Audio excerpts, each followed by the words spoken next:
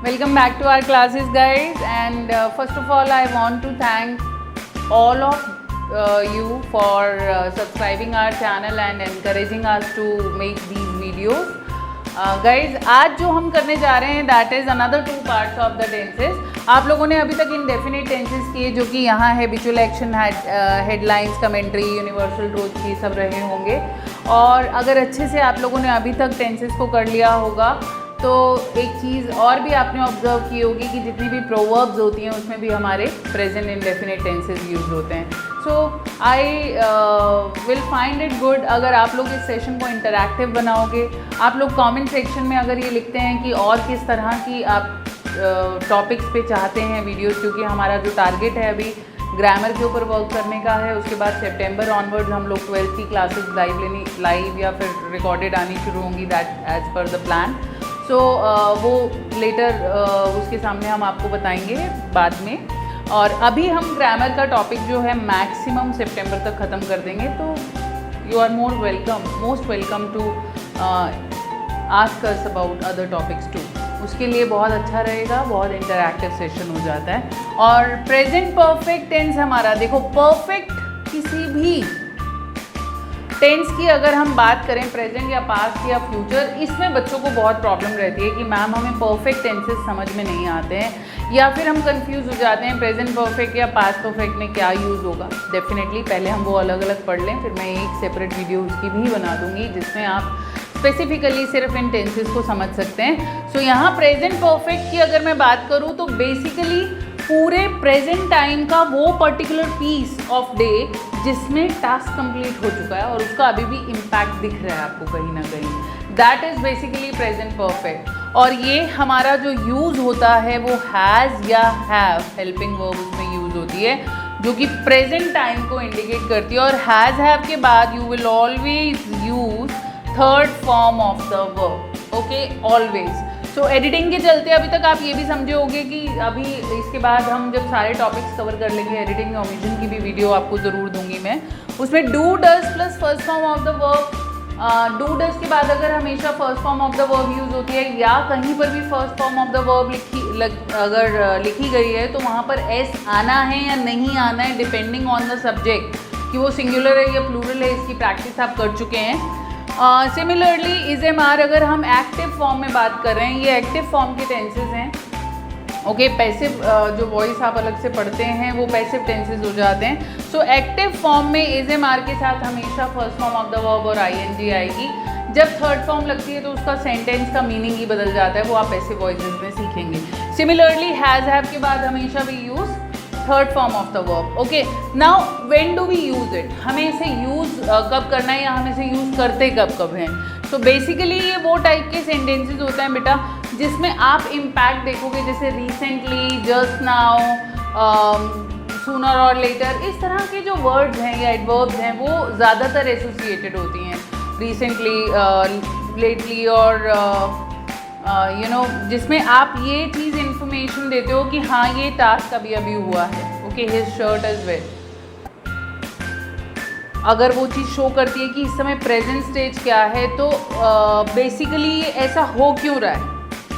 Okay, like मुझे यहाँ पे यूज़ करना चाहिए he has been playing in water since morning, या फिर आप इसमें कुछ और पर्टिकुलर सिचुएशन को यूज़ कर सकते हो. तो बेसिकली यहाँ पर जो मैं बात करूँगी प्रेजेंट परफेक्ट की वो यही रहेगा कि आप लोग एग्जैक्टली वो पीस ऑफ टाइम की बात करते हो जिसमें एक्शन कंप्लीट हो चुका हो और उसका प्रेजेंट इम्पैक्ट अभी देखने में आ रहा हो, लेकिन वो पर्टिकुलर एक्शन अब कंटिन्यू नहीं है बातचीत करने के दौरान. Like if you ask me ma'am have you read this book, आपने ये बुक पढ़ी है, तो अगर मैं बोलूँ ओके, अगर आप मुझे क्वेश्चन पूछते हो ma'am I have brought this book for you, would you like to read it. अब अगर मैंने उसको पढ़ लिया है तो मैं क्या कहूँगी, no thank you, I have already completed that book. मैंने उस बुक को कंप्लीट कर लिया है या फिनिश रीडिंग दैट बुक और समथिंग लाइक दैट, कि मैं उसको कुछ भी आपको एग्जाम्पल दे सकती हूँ जहाँ पर मैं उसको पढ़ चुकी हूँ. या फिर I am already reading it, तो इन दिनों मैं उस चीज़ को पढ़ रही हूँ। तो इस तरह का सेंटेंस आपको कवर अप उसके अंदर हम कर सकते हैं, right. So basically has, have plus third form of the verb उस पर्टिकुलर टाइप का टेंस जो कि एक्शन हो चुका है और जिसका रिजल्ट दिखेगा। परफेक्ट कॉन्टिन्यूस की अगर मैं बात करूँ तो प्रेजेंट में ही पास्ट एग्जैक्टली मतलब प्रेजेंट टाइम की ही हम बात कर रहे हैं, थोड़ा टाइम पहले या थोड़ा डीप पास्ट में ना सही या डीप पास्ट में भी हो सकता है कि कुछ देर पहले एक्शन स्टार्ट हुआ है और अब तक कंटिन्यू है। Like I have been teaching since 1999, तो 1999 में मेरी टीचिंग क्लासेस स्टार्ट हुई थी, तो मैं अब तक कंटिन्यू कर रही हूँ। So that is present perfect continuous, जो एक्शन अभी तक कंटिन्यू है, राइट। अगर आप इसको सिंपली यूज़ करते हैं कि जैसे कि आप इसमें यूज़ करोगे for example he has been playing with his friends since morning, so वो आप एग्जैक्टली क्या कह रहे हो, सुबह से ही खेल रहा है। ओके, सो बेसिकली इसमें जो फ़र्क है वो हमारा क्या आ जाता है, हमारा जो हेल्पिंग वर्ब यूज़ होगा वो होगा हैज़ बीन, हैव बीन, यानी कि अगर सिंगुलर है तो आप हैज़ बीन यूज़ करेंगे, अगर प्लूरल है तो हैव बीन यूज़ करेंगे। उसके साथ first form of the verb plus ING यानी कि एक्शन वर्ब आएगा, ओके।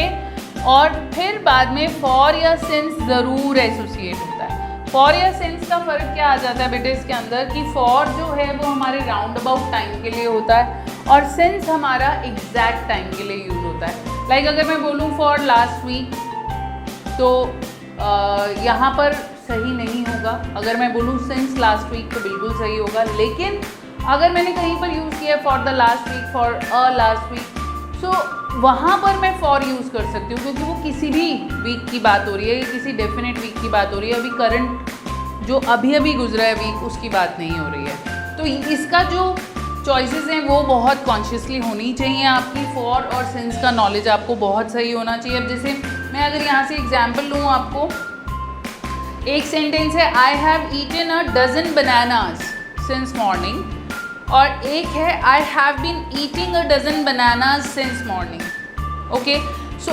ऑब्वियसली हमारा ये सेकेंड सेंटेंस जो है वो गलत होगा। लाइक मैं रिपीट करती हूँ, I have eaten a dozen bananas since morning. एक सेंटेंस ये है, इसमें आपने देखा कि हैज़ हैव का हैव यूज़ हुआ है क्योंकि सब्जेक्ट हमारा आई है, और फिर आपको ये प्रेजेंट परफेक्ट में यूज़ हो रखा है। सेकेंड मैंने बनाया I have been eating a dozen bananas since morning. इसी में अगर मैं प्रेजेंट परफेक्ट कॉन्टिन्यूस इसको बनाना चाहती हूँ तो ये गलत हो जाएगा, लेकिन इसी को अगर मैंने प्रेजेंट परफेक्ट कॉन्टिन्यूस बनाना है तो मैं अ डजन इसमें से हटा दूंगी और ये क्या हो जाएगा, I have been eating bananas since morning, right. So basically अगर आपको एक कन्फ्यूजन है पर्टिकुलर टाइप ऑफ सेंटेंस में या पर्टिकुलर टाइप ऑफ टेंस में या particular type of grammar topic में, तो आपको वो फाइंड आउट कर लेना चाहिए और उसी तरह की चीज़ों को बार बार स्टडी करना चाहिए। और यही एक डिफरेंस है प्रेजेंट परफेक्ट टेंस में और प्रेजेंट परफेक्ट कॉन्टिन्यूस टेंस में। यहाँ अगर मैं नेक्स्ट सेंटेंस की बात करूँ, कई लोग यूज़ कर लेंगे जैसे I have waited here for hours. अब इसमें क्या गलत है, I have waited here for hours. So for अगर लिखा हुआ है तो अभी तक भी अगर आप वेट कर रहे हो तो हैव के बाद आपको थर्ड फॉर्म लगानी ही नहीं है, आपकी कॉन्टिन्यूटी आपको शो करनी है। तो I have been waiting here, right. Here और देयर के साथ जनरली आप देखोगे कि अगर सिंपल कमांड्स आ रही हैं तो प्रेजेंट इंडेफिनिट होता है, अदरवाइज आप अगर उसको कॉन्टिन्यूटी में बात कर रहे हो तो most of the time perfect continuous बनता है। तो ये आपके ऑब्जर्वेशन पे डिपेंड करता है। एक बात और है बेटा, इंग्लिश में कोई भी आपको ऐसे नहीं सिखा सकता कि 40 डेज़ में, 30 डेज़ में, 20 डेज़ में, ये सब ट्रैप है। आप जब तक खुद ऑब्जर्व नहीं करोगे, जब तक खुद ऑब्जर्वेशन से नहीं पढ़ोगे, प्रैक्टिस नहीं करोगे, ग्रामर मैथ्स के फॉर्मूलाज की तरह होती है, समझ में नहीं आएगी, right. So I hope present के जो ये पर्टिकुलर फॉर्म है वो आपको समझ आई होगी। पैटर्न वही है, न्यूज़पेपर लो, मैगज़ीन लो, कुछ भी देखो, उसमें पर्टिकुलर टाइप ऑफ सेंटेंसेस को ऑब्जर्व करो, फिर जो हमने टेस्ट आपको दिया है यहाँ पर उस टेस्ट को ऑब्जर्व करो, तब तक करो उन क्वेश्चंस को जब तक आप लोग के फुल मार्क्स ना आ जाए, या फिर एक बार फाइंड आउट कर लो कि आपको इंटेरोगेटिव में दिक्कत आ रही है, इंटेरोगेटिव नेगेटिव में आ रही है, अफर्मेटिव सेंटेंसेस में आ रही है, या अफर्मेटिव नेगेटिव सेंटेंसेस में एजर्टिव दोनों टाइप के होते हैं ना, उनमें दिक्कत आ रही है ये बनाने में. So do right those kind of sentences only, right. So thanks for watching guys. Do practice a lot. See you in next video.